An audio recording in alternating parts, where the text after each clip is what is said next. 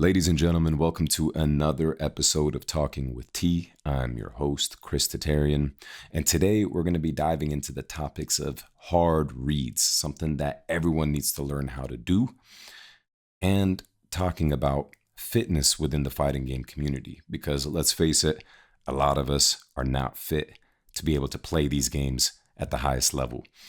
And with me in this conversation is going to be none other than the doctor himself, the demon Zangief that terrorized me in the later years of Street Fighter V, because I did get him in the beginning, but in the later years of Street Fighter V, he dominated. And that is my man, my brother, Dr. DRDANNYPHAM. Good to have you on the show, brother. Welcome. What up, Mr. T, Mr. Tatarian, Mr. Street Fighter League champion? Yes. Oh, man, that set was... that was crazy. Glorious. That whole week of watching LCQ... FADC into pools, FADC into Street Fighter League, FADC into fucking, top 16, top 8 of like, dude, it was like, I couldn't even talk about Street Fighter for like a week after that. I was just there's just too much shit going on. But yeah, that entire week was just like, it's like the NBA playoffs. You watch NBA playoffs, every game kind of matters. And then eventually there's like a culmination, and you're just like, holy shit. That was a lot of fucking Street Fighter, right? But it was good. Yeah, man. Yeah, the energy in the place. I wish you were there, bro. The energy in the place was crazy. It was just feeling like the hyperbolic time chamber and being part of that experience, and the crowd energy. You know what it's like. You know what it's like in the offline scene. And you've been on the big stage before as well. Yeah. But speaking about you being on the big stage, you don't come originally from the Street Fighter background. From my understanding, you were a semi-pro Halo player. You played Diablo 2 as well, Warcraft. How did you transition from those types of games into something like Street Fighter? Like, how did you get into Street Fighter? Yeah, so crazy history, actually. So when I was like, we all played Street Fighter 2 when we were like, 7, 8, Hadoken. I played Ken, Fierce, DP was like the shit, right? Played a lot of that. I played a shit ton of Alpha, Street Fighter EX, X-Men vs. Street Fighter when I was in 5th grade, when Marvel... Actually, if I were to pinpoint one serious game I really took... I actually came from Marvel too. Like when I was in 5th grade. I don't even know any of this, bro. I'm the homie. Oh my God. I didn't even tell you. But yeah, like a lot of local, like Seattle, like gods, like Ratana, Rotron and stuff. Like they were whooping my ass when I was like a 10-year-old kid. I'll never forget. I came back after... during summer vacation, I couldn't go to the mall to play the arcade. I would come back after a year of school, and everyone's playing Magneto, Cable, Storm doing infinites on me. And like, I'll never forget when I was like a fucking 10-year-old kid. I was in 5th grade. 10-year-old kid. I had like my derpy Iceman team or whatever. Came back like, yep, time to be like a shithead and play in the arcade. Ratana hit me with an infinite. And then, you know how the infinite goes, like they have a reset opportunity at any moment before like you juggle out. And then he hit me with a reset where he did a triangle jump out under, and I saw the damage reset, and it clicked in my head. I was like, wait, he was hitting me with this thing, but like, how was I supposed to know when he was supposed to do that thing? And I was like, yo, that's not fair. Like, this is broken. That was like my first like taste of like how like fuckers actually play. And then after that, I kind of dropped fighting games for a little bit. Then played Diablo 2 a shit ton when I was like in 8th grade, like kind of middle school. Had like bots running, selling items for money. Like I was like heavy into that. Then Halo 2 came out when I was in 9th grade. Got super into that. I started playing against like, if you follow the Halo scene, you know who Toxin's neighbor is, aka Neighbor, or SK Hysteria. Like Teams Triggers Down. I think they won the world championship one time, but they were like also coming up in Washington at the same time I was coming up. So it's crazy watching someone that would eventually become a world champion, like play against them at every fucking tournament, right? But yeah, I came from a Halo background super heavily. Then after Halo 2 kind of ended, I discovered World of Warcraft. And that's also how I got super fat. But yeah, I played a lot of World of Warcraft. Yeah, I got super fat. So I think my peak in World of Warcraft in weight was, I was like 270 pounds at one point.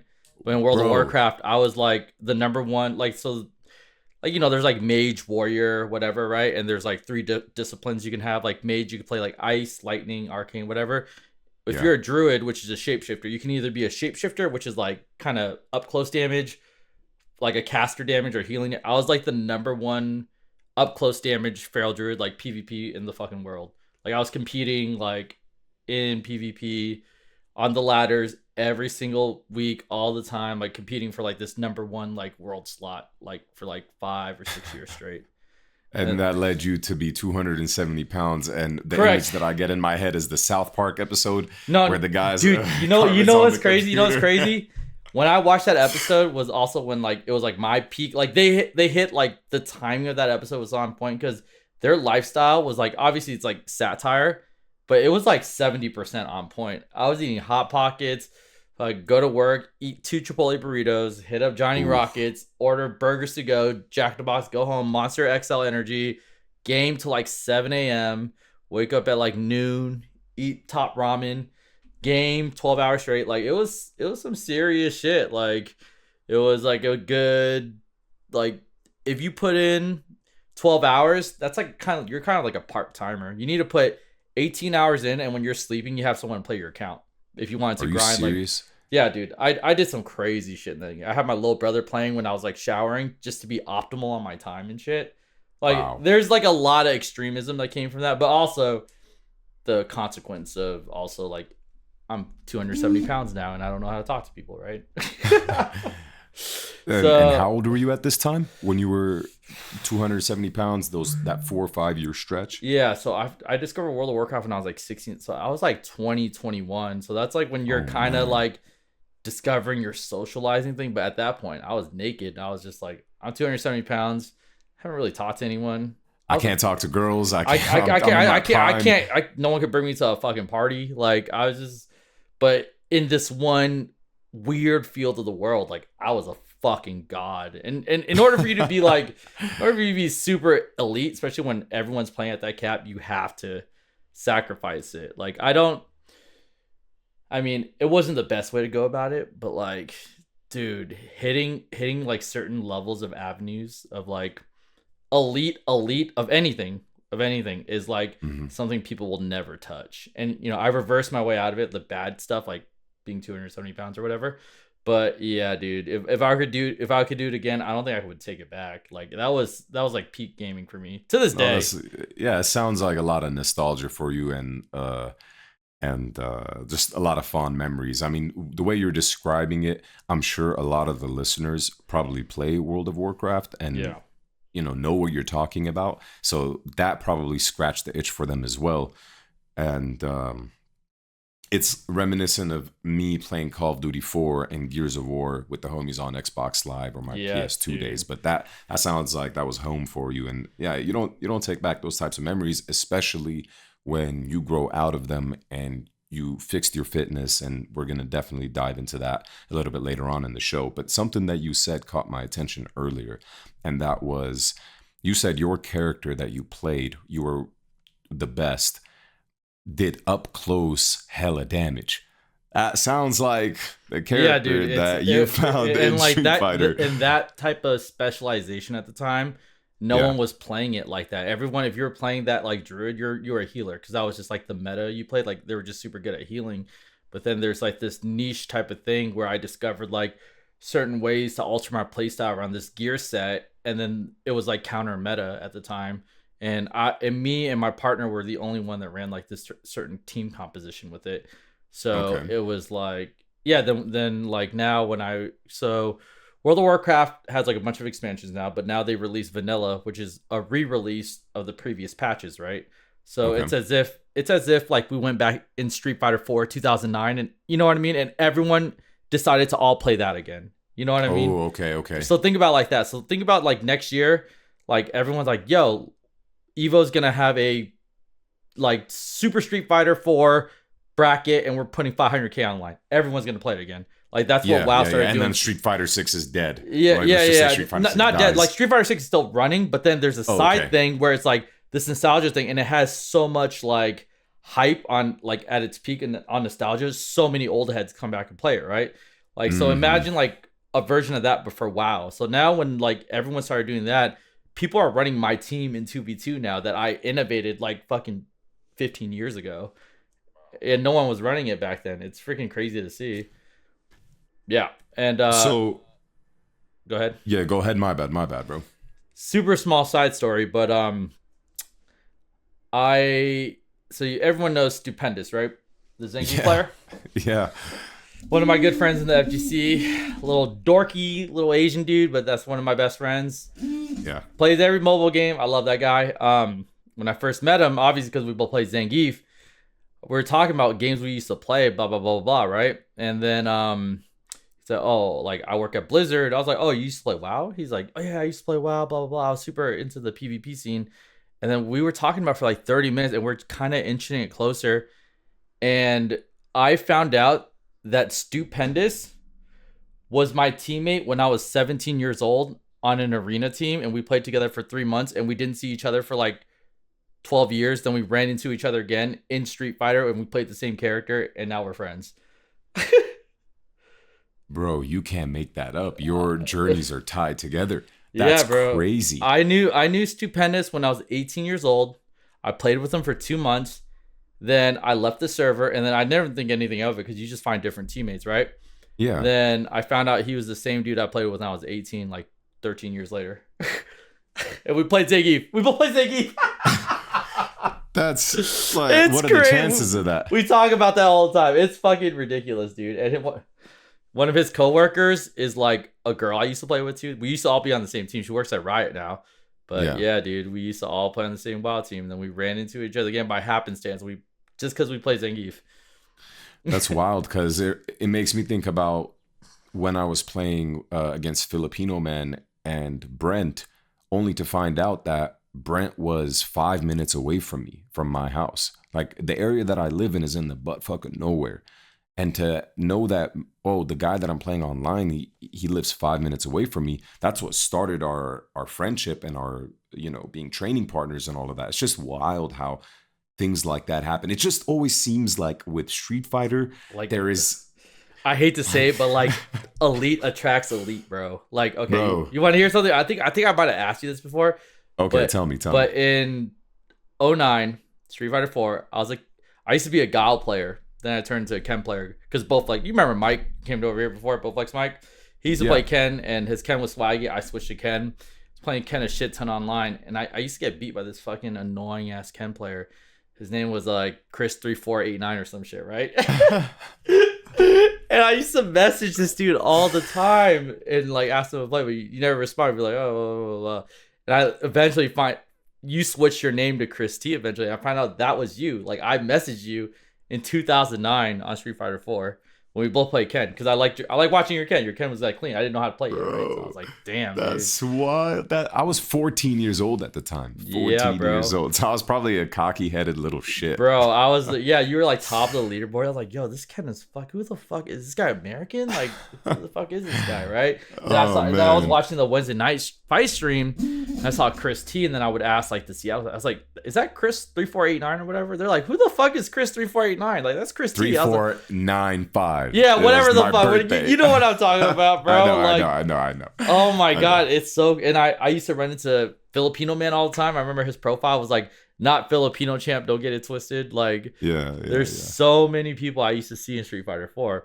But yeah, long story short, I got into Diablo 2, Halo, WoW. Decided to lose a bunch of weight because I was 270 pounds and I was quitting WoW. And then I lost a bunch of weight, got super into like academics, was like applying for medical school and shit. Once again, like obsession transitioning to other obsession. Of course, yeah, we all have that addiction. We have addictive personalities. I think during COVID, I was talking to like trying to find a bunch of therapists. I was like kind of going through some shit like everyone was through COVID. Yeah. My therapist like, have you ever been diagnosed with like OCD ever? And I was like, yeah. I was like, no, because like Asian people kind of don't believe in that shit. But he's just like, I think you have OCD and you just find like really ridiculous grinds as a coping mechanism. And then when I think back on my life, it was like Diablo 2, Halo, World of Warcraft, FADC into fitness, which is something you could study forever, like academia, like medical school.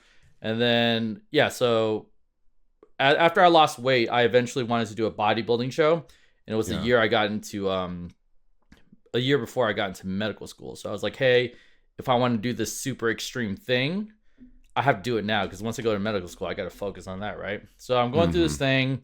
I'm getting super lean, and if anyone, All right, wait, hold on. I want you to get into this a little bit later on. I have some questions I want to get into first. Okay, This is dope. This is dope watching the transition of your life and the decisions that you made. Okay, so there's a lot. The reason why I was asking about your character in World of Warcraft was because I'm interested in knowing, having so much experience in other games like Halo and World of Warcraft, Dota.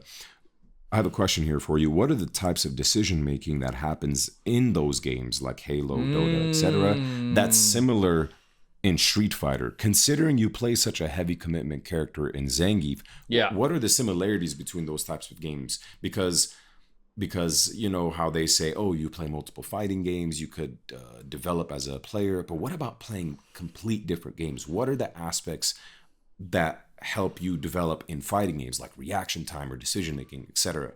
Yeah. I would say in Halo, it's like that game's like all, because ultimately, once everyone gets to like a certain level, like once you get to like, I don't know if S tier is the highest, once you get to like B plus, A minus ish, like mechanical ability, everyone's like really, really close. You're splitting hairs unless you're like the super gods, right? And the differentiating factor is literally decision making and positioning.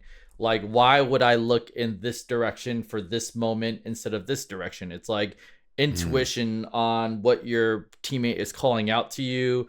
Like, you're kind of predicting where the enemy is going to be, right? And in World of Warcraft, that game was all resource management. It's kind of like Dota or League of Legends, where as a team, you're kind of like, everyone has like crazy abilities, but they're on big cooldowns, and you want to use them at the proper time and like not waste them at like, you know, suboptimal times.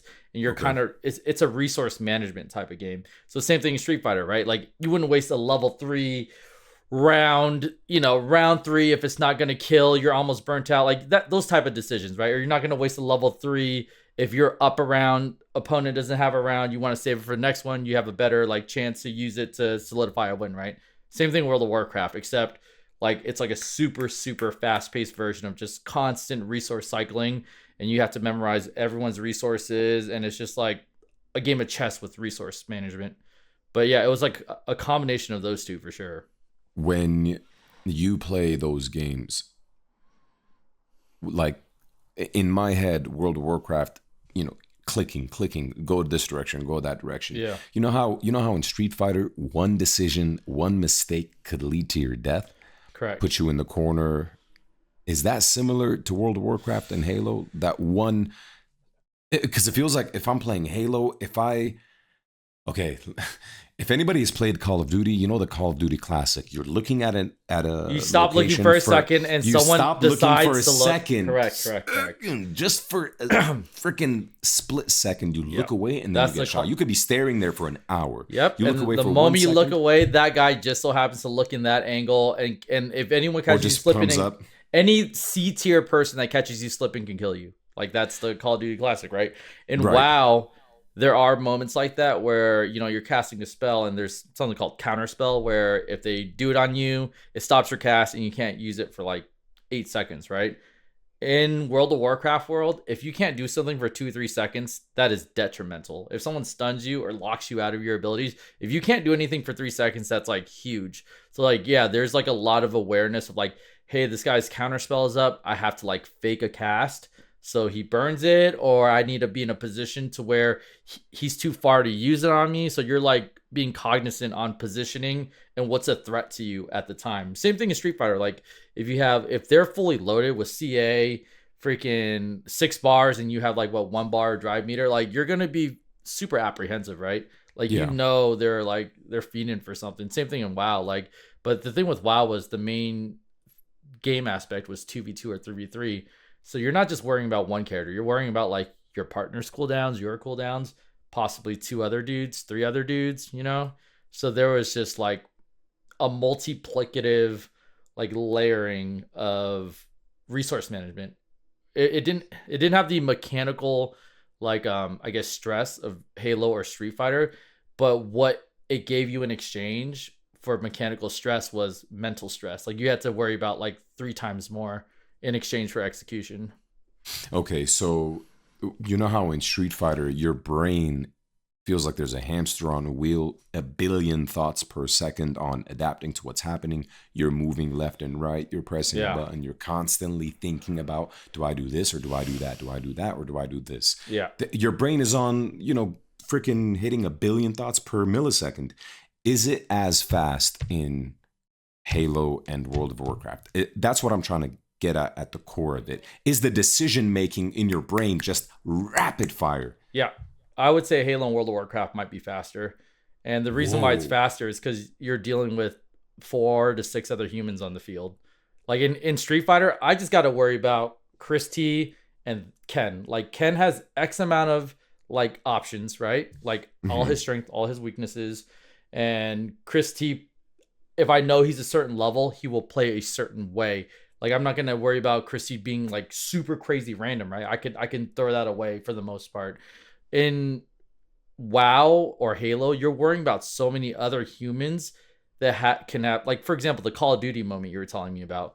Like, every human on that field can do a Call of Duty moment on you, depending on, like, you can't focus on them Ooh. and reduce their risk reward down because there's just so many, like, on average in WoW at the time, like, people had like 10 to 13 abilities that you had to be like kind of cognizant of, maybe like 5 of the really big ones.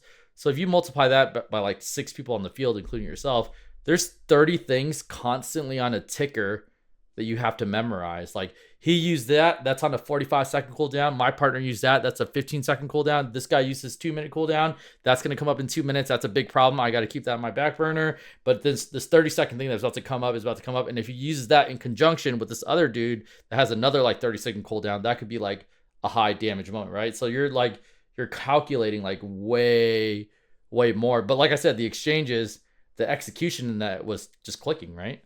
Like, but then the gate for that isn't clicking. It's mental.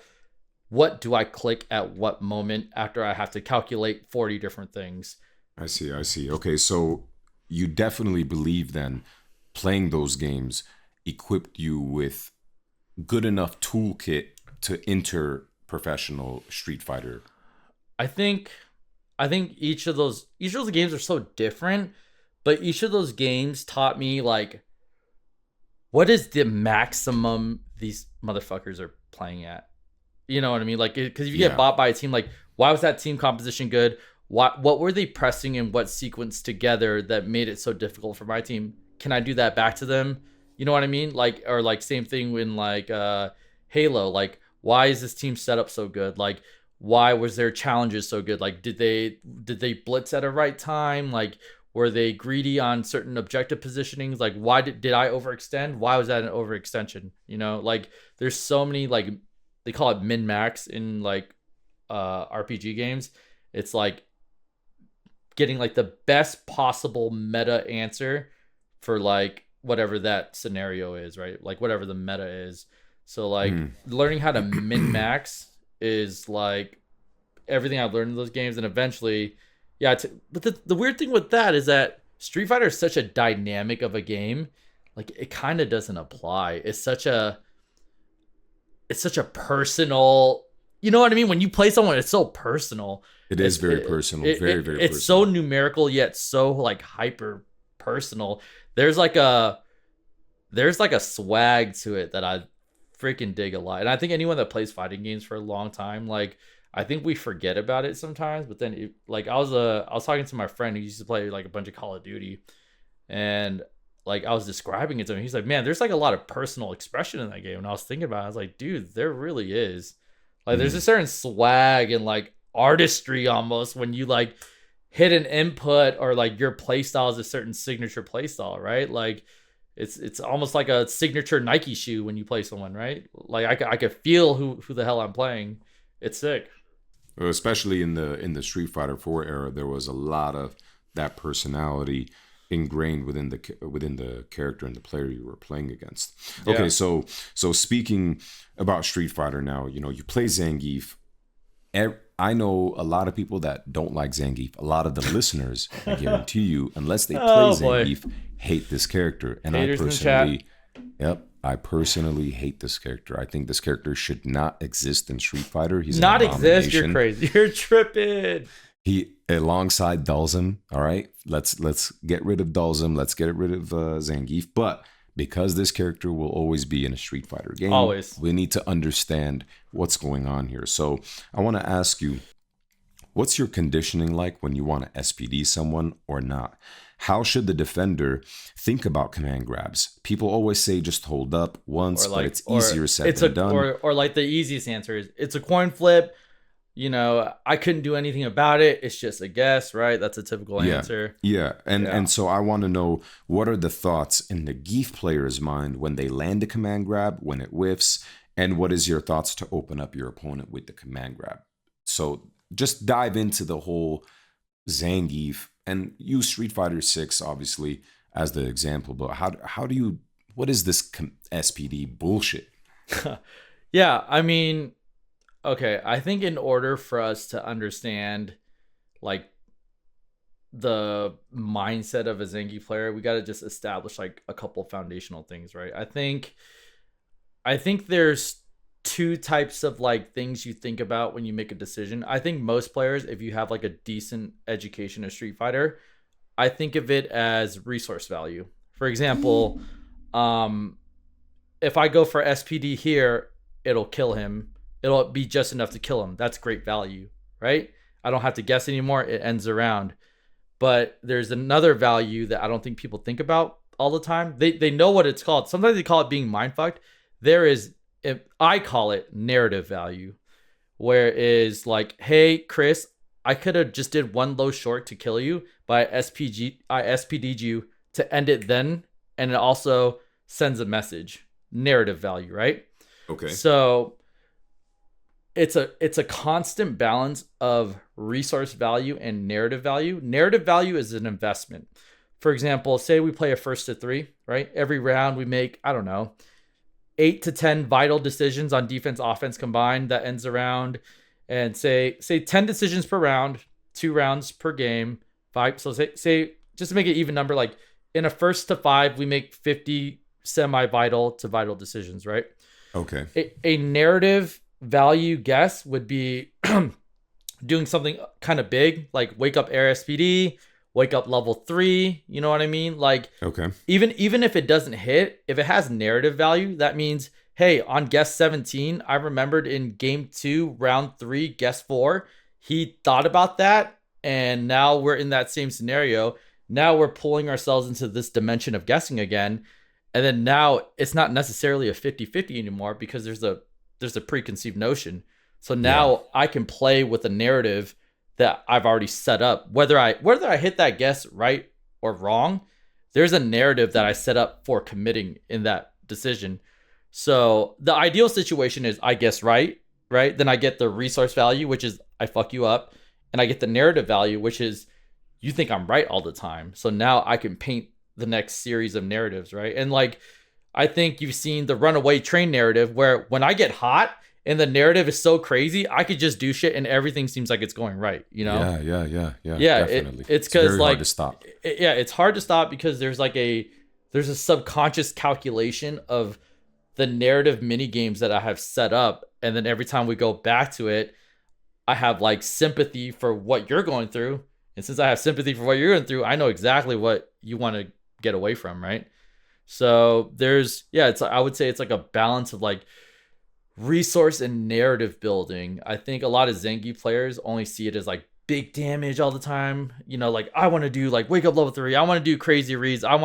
But I don't think they see like the balance of like resource and narrative value. Because like, for example, a good example for like a DP player is say you are half a drive meter from being burnt out and you get knocked down, right?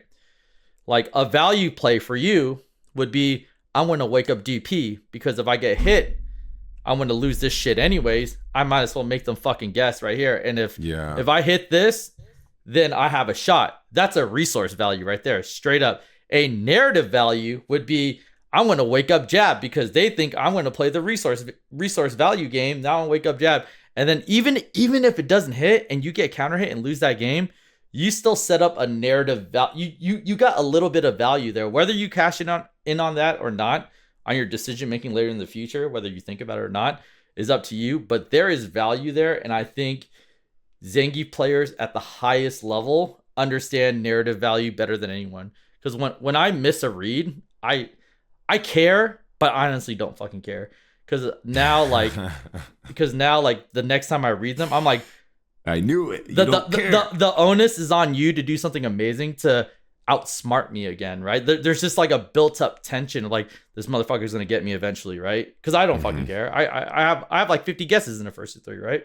Yeah. And then my confidence is that eventually I'm gonna catch you slipping, and if you forget about guess 16 in game 4, like I'm gonna run away with it.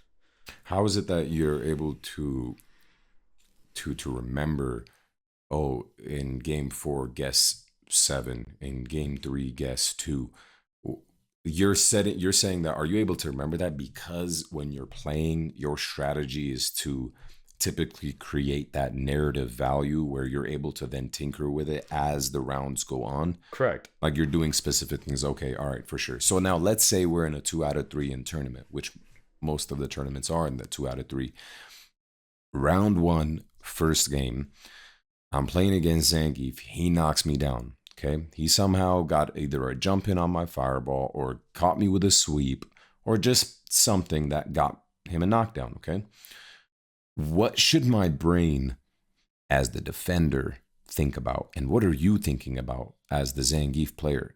It's just so hard to get a read on what the Zangief wants to do. So how can I eliminate it? It's crazy because I think with almost any other character in the game, there's an answer to this, but Zangief is such a personal character. It is so player specific on how they run their script, right? And that's the thing with Zangief players. It's that people don't like him because at some point you are a slave to his narrative.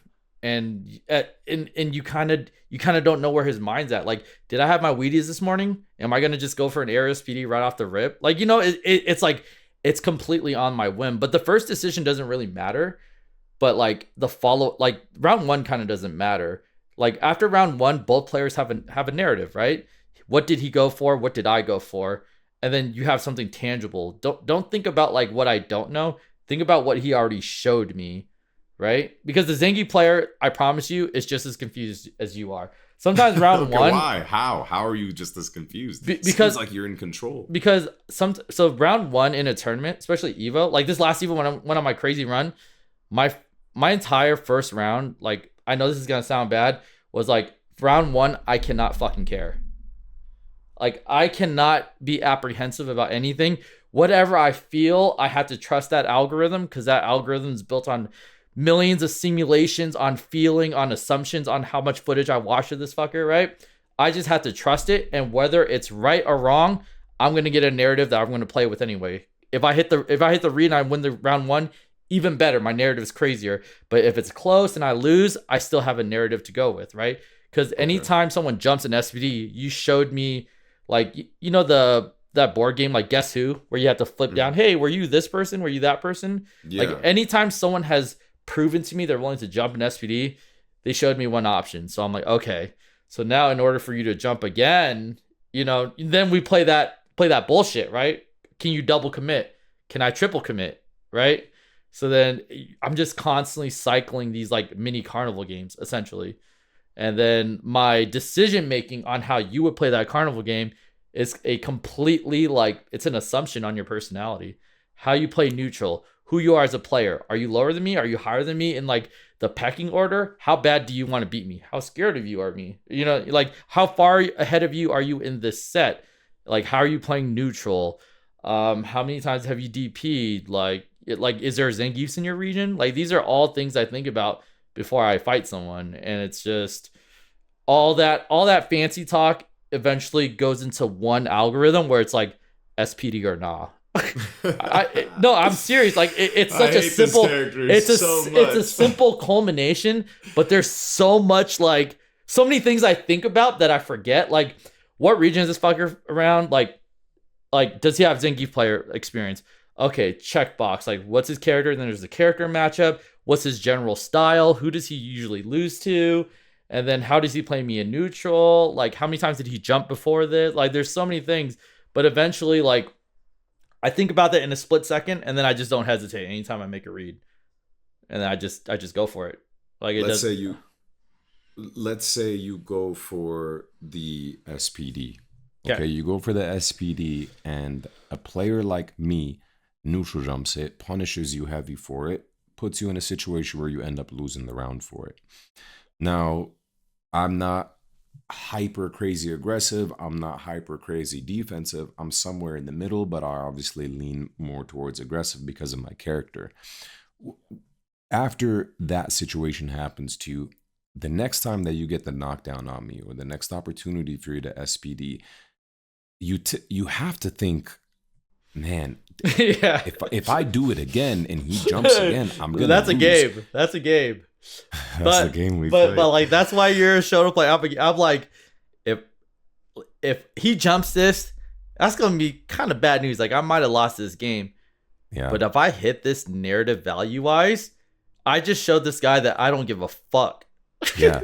Then where's his head out on the next guess? Does he think I'm hyper aggressive now? So now I don't have to SPD because I just did a crazy narrative value bet on SPDing twice when I could have been down a game, but I did it anyways. So now since I hit this one pinpoint narrative value bet, maybe I don't have to bet anymore. I just play resource, right? Oh, and then you just go for buttons instead. I go and for just click buttons me or as I'm trying to hold up. stagger, wait for up, look for air SPD, and then if I hit an air SPD, that's like super crazy. Like that's like the round narrative wise is almost like super done, right? On Yeah, top the of momentum heavy shifts to your favor for sure. And the thing about Zangief is that he is a heavy momentum character, and you feel the momentum when you play against Geef and when you play as Geef. There's just the superpower of playing Geef with momentum. And I remember at Street Fighter League, Mena had told me verbatim, I believe in the power of momentum. it's crazy. And It's when you crazy. watch Mena play, bro, what was that? 5-0 Punk, 5-0 or 5-1 dude? Was No, it? It was 5-0. it's It was 5 crazy. It's 5-0, crazy. 5-0. He dominated against everybody that he played against except for Aki, because who the hell plays Aki? No Yeah. offense to Broski, but who the hell plays Yeah, Aki? But yeah. Broski's a godlike player, and the fact that he was able to just get that momentum back, even though he was down 4-3, And not know the matchup, and then not and then in the back of your head, you're kind of like frustrated, like, man, this guy's lucky I don't know the matchup, blah blah blah. I'm a better like you start like fucking playing this there's shit in so your head. many So many so many crazy thoughts things. that go through your Yeah. head. So when Mena told me about momentum, I started realizing that, dude, I saw this happen in front of my eyes as we won the world championship for Street Fighter League. I'm watching momentum in front of my eyes, and there was just an aura around him that was unstoppable. So after experiencing that and after the conversations that I had with him, truly believe in how powerful momentum can be, because it's all psychological warfare at that point. If you really think about it, what is momentum? It's just psychological No, warfare no. that you got This in goes your back to what I'm opponent's saying. head. Momentum, in my opinion, can be broken down to this fucker has every point of the narrative super locked. Like when you feel like you can't do anything, oh, let me do that. Nope, nope, nope. That story's closed. I have already like set that up game one, blah blah blah, and I already thought about that plot line. You try to jump, boom, this. Oh, I tried to perfect parry. Nope, I already set that up game two, round one, like guess 27. Boom. It's like when someone locks down the narrative, that is like that culminates that momentum you're talking about. Like a crazy sequence of confidence and narrative like value, and eventually you just can't, you can do no wrong. Like I'm pretty sure like you've been super hot some games where you're just like boom boom boom, next Yeah. next next Yeah, next next. yeah. Yeah, and you feel like that tension of like they're playing on their back foot, and it would take them a extraordinary amount of effort to counteract this like invisible force. You know what I mean? And before they can even ever muster up that energy, they probably lost the round, and then now they're like in another like frenzy of like, okay, I got to stop this immediately, right? That invisible force that you're talking about, momentum in itself, and what you just said, it's as if it's tapping into the metaphysical, because it's tapping into the thoughts, and thoughts are not physical things. So that's what I love so much about Street Fighter, is being able to play that game against somebody. And obviously playing Zangief, I have a little bit of experience playing Zangief. I just try to copy paste you and the other Zangief players, but Yeah. it's a lot of fun when you start making those guesses correctly. It's a lot of fun when it doesn't even feel like a guess anymore, where you feel like I knew he was gonna I could just do no go wrong. down. I could do no Yeah, wrong. and I I'm could do just no going wrong. to I SVD him. can do no wrong. Yeah, there's I think if you played Zangief at like just his basic stuff, compared to any other character at 99 seconds, you feel that tension string, and they're already kind of playing like 60% back heel. Like Yeah, fuck, I don't want to deal with this shit right now. And you have the privilege of just walking up to them. Like walking up is a normal. Like you know what I mean? yeah, Like yeah, walking up is absolutely. a special move almost, and it's just like fuck, like I can't jump, like blah blah blah. If I'm too apprehensive, I'm in the corner. If I try to contest, I might get whiff punished into sweep into straight 50-50 guess. Like I might lose there. Like that's that tension that Zangief has, and Now, I wanna get into a little story time here before the next topic. You're talking about tension. When I first played against you, I felt none of that tension because I was very confident against you. If you yeah, remember, we actually played in tournament, I believe at NorCal Regionals, and I beat you by doing dash forward, back dash into super. yes, I'll never I fucking forget was, that. I was I'll never so, no. And the worst part was I was like, okay, well, that's just Chris T. He's a Shoto god. And in loser, I had to play Mikey, bro. I was like, come on, man. And like at the time, Mike, like both of your any really good Shoto player would shit on me. Like whether it's your style where it's like a little more aggressive or Mikey style, which is more passive. Like I just couldn't. I didn't have the presence, and like if you don't have that presence against Zangief, like you have nothing. I remember I got hit with some dumb stuff, and then I was getting hit with dumb stuff so much that when I had opportunities to kill you, I would choke because I was just so like the presence, like the aura was too crazy, right? yeah, Just yeah. mind fuck. And then there we have an infamous story, Danny and I, where you were in SoCal and you came over to my house and I'm Yeah. just gonna skip a little bit, and then we played a first to death essentially. But the first game of that first to death felt like a whole year went by. After the first game, we both looked at each other and were like, "Was that What the one game? What the fuck just dude? It happened was no. here?" It literally felt like we played like a first to like honestly, it literally felt like a first to seven. Yeah, And then we look and it was like 1-0 Chris. And I was like, yo, what? We were just laughing for like yeah, 2 minutes. But then, like, that honestly, before I used to go to your house and play, I think Gustavo was the first person to tell me. He was like, bro, you got no neutral. Like in 2017, when I was just like being fucking crazy and just yeah, ripping people up with just yeah, retard reads, like yeah. Gustavo was just like, bro, you have no neutral. And Gustavo was the first person who, like, played a certain style where it just slapped my hand away every time I wanted to do something. Like just you know how Gustavo plays like super clean neutral, Of and then course. like he fucking hates players that used to play like me. Like you know what I mean? Like he wants to show like sloppy players. Like no, that's not how you fucking play. Yeah, So we all do. We all do. yeah, exactly. And he did that. He's the first player to do that to me, and then that's the first time I was just like, I literally felt like I couldn't. And he's playing Laura, and that's a good matchup for Geef. Like I couldn't do anything. And then that's when I kind of saw like, yo, I need to like work on this thing. And I never like I kind of quit in like 2018. But yeah, when I moved to SoCal, like around end of 2018, 2019, I used to go to your house. And then that was like my final kind of like reckoning on like, I need to learn how to play this like neutral game. Like I need to get a grasp on like this presence that I need to establish because it's been completely alien to me. I've just been relying on like sure you have good neutral, but if I get in once, like you're Yeah, dead. But it got to a yeah, point yeah, where yeah. really good players wouldn't even let me get in once, right? Yeah, yeah. If you're gonna play Zangief at an extremely elite level, then You your just you neutral just need has it. to be You just elite, need or it. else you will not get anywhere with that character. You just need it. Players, yeah, you need that neutral. You need the presence in neutral to where I'm terrified of pressing a button against you. But yeah, we both walked out of that saying that we just stepped in the hyperbolic time chamber. And I remember after that set, you came back a different beast. And playing against you now, And obviously after that, because it was still Street Fighter Five, there was still some years left. It was a nightmare playing against you with crouching jab with Zangief, your V trigger demon comebacks, your standing medium punches. It felt very uncomfortable, and you finally started applying what I had been telling you, what Gustavo had been telling you, and it just excelled so much as a player. And now when I play against you, it's just, we go back and forth all the time. It's just who's feeling it that day and who's making the right reads. Yeah, But it's like we've played each other in so many story plot lines. It's yeah, like what storyline is Chris on? What storyline am I on? You know what I mean? And yeah, sometimes of course. whoever just so happens to be on the right train is just like, oh fuck motherfucker. Okay, wake up DP twice. All right. Okay, Yeah, motherfucker.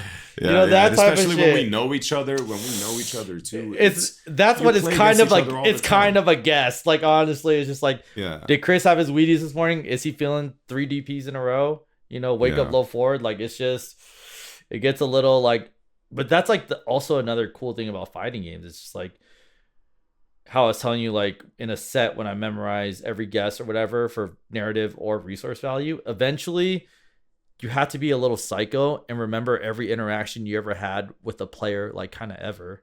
Like yeah, yeah, yeah, yeah. yeah, when I played against Eduardo at Evo, I remember this. I remember the two we ran into each other in rank twice, and prior to that, we ran a session in F Champs lobby, and I remembered every single like sequence that really got me, or every single like big flaw I had.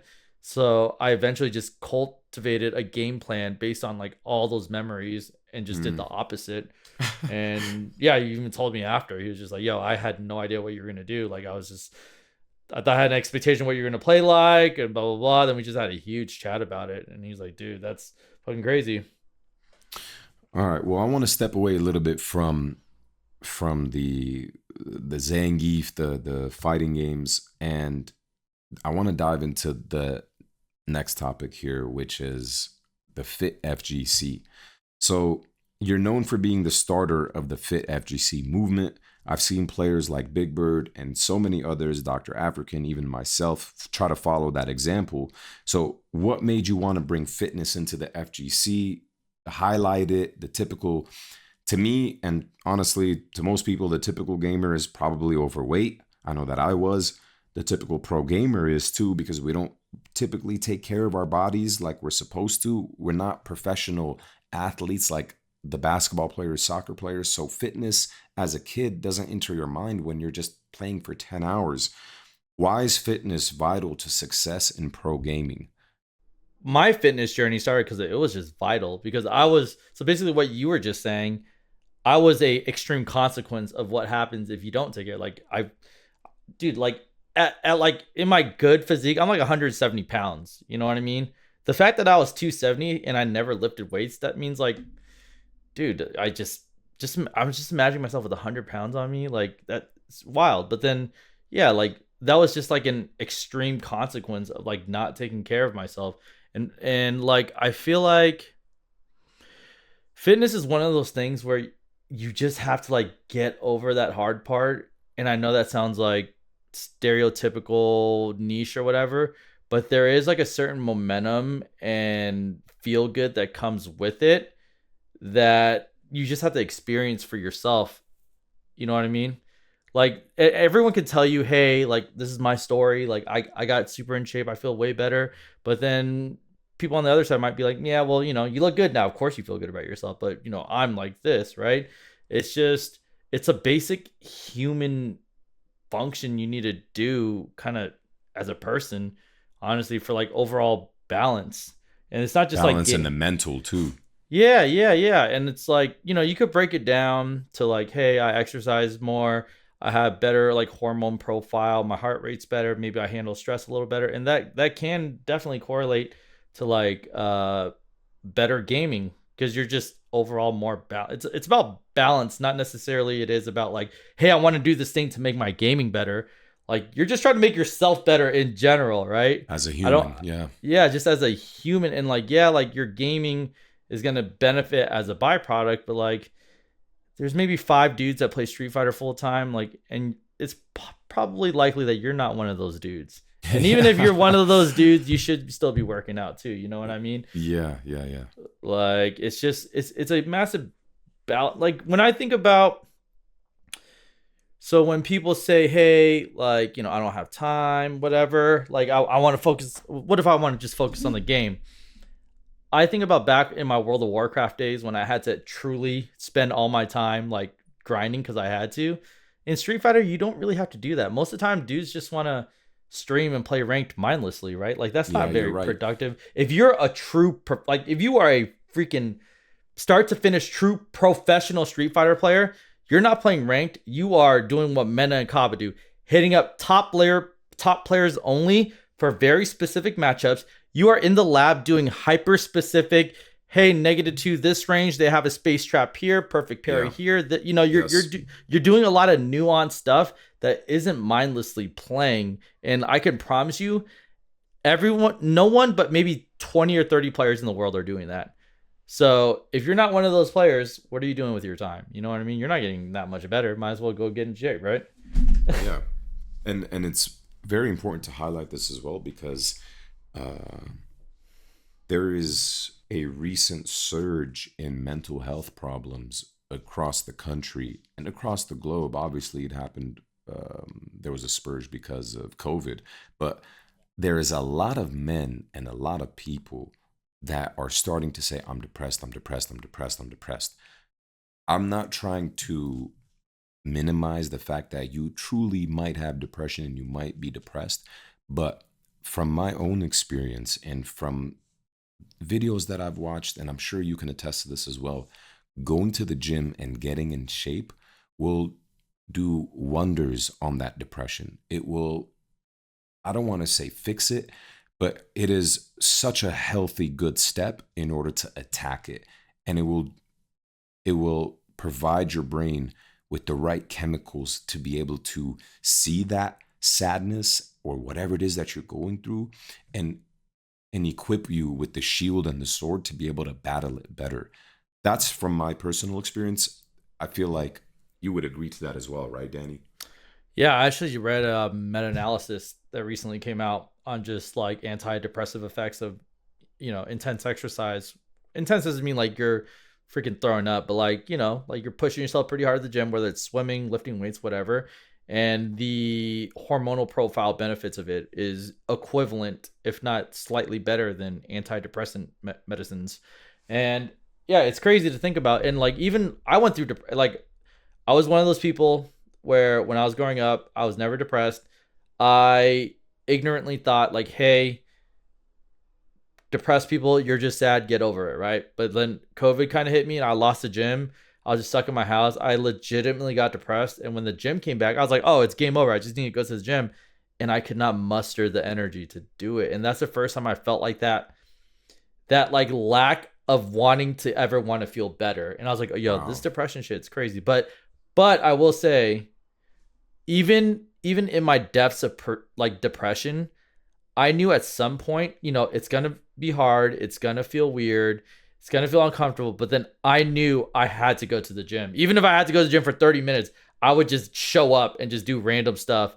Because I knew like if I had that foundational piece, it was like a ticking bomb before I would feel better. Even if it sucks, even if there's no yield right now, it was just a foundational, like it was like almost like a primitive, like this is my one thing I can depend on that'll eventually get me out of this thing, right?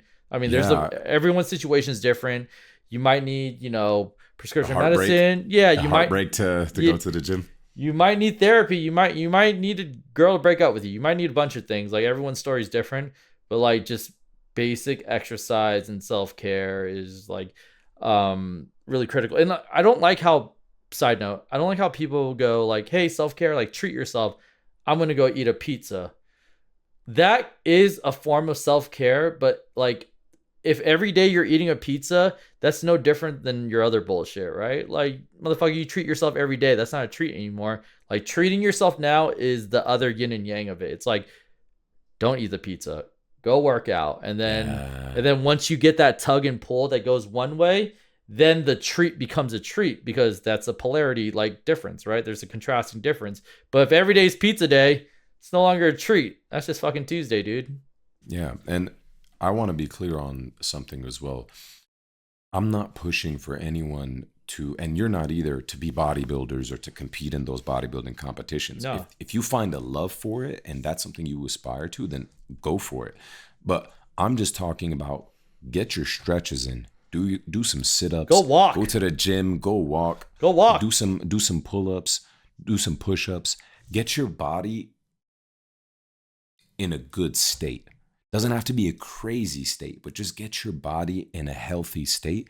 That way, when you wake up, you feel better. When you go to bed, you feel better. You have more energy for things. You get tired more naturally. I when I was hitting the gym like crazy for the 2 months before Street Fighter League, I was hitting the gym like crazy. And then I stopped a month and a half before because I really needed to lock in. But that was such a pivotal time period for me because it really shaped my mind, my focus, getting up and doing the thing. That one extra rep could mean everything, whether you're feeling stress in the match or not. I found so many correlations between doing an extra rep or pushing yourself till failure and then playing Street Fighter and being able to overcome a deficit. Specifically, when I am pushing myself in failure at the gym, I found it beneficial when I'm low on life and my opponent has a lot of life and I need to make a comeback, because it's really easy for your brain to psych itself out and say, I can't do this. I can't make this comeback. But being able to push yourself to failure is like, nah, I can do it. There's one more hit. I gotta just open him up. You don't tend to think negatively. It becomes more of an optimistic approach in Street Fighter. So that's why I'm saying it helps. And sorry to, keep going, but because I did not take care of my body for the longest time, I developed a severe tendinosis on my arms and pain in my hands, and I needed to start taking care of them by stretching every day. It was brutal in trying to go to doctors and figure out what's wrong with me. So working out and taking care of my body goes such a long way rather than spending 10 hours on the game. I'd rather spend 6 hours on the game and 4 hours taking care of my body, and it would have more impact on the game in a positive light. Correct. I want to end this episode with one final question for you.